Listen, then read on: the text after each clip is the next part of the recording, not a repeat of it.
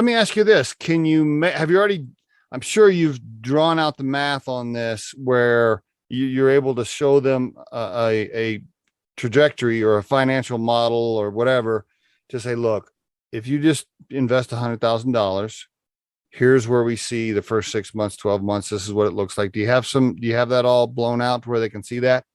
Unfortunately, we can't do that. Like we can't really guarantee any of that. All I can tell you is what I've done. So I can show, here are my numbers and here's what I did in my area with my demographics. And so it's a lot of like, and if I was in your area doing the exact same thing. So we've had like this first gentleman, for example, send us a pro forma. And he's a very analytical guy. And so it's probably more in depth than even my P&L. And he's saying, hey, does this look realistic to you?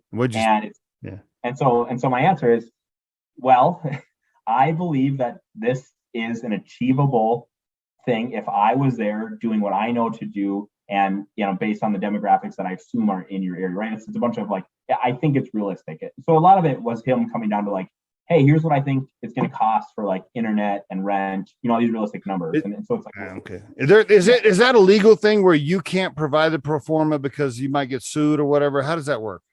Yeah. So like, I think when you fast forward, like, let's say it's 6 months and you create the pro forma for this gentleman and he buys the franchise and he puts the website up and he thinks the phone's going to ring.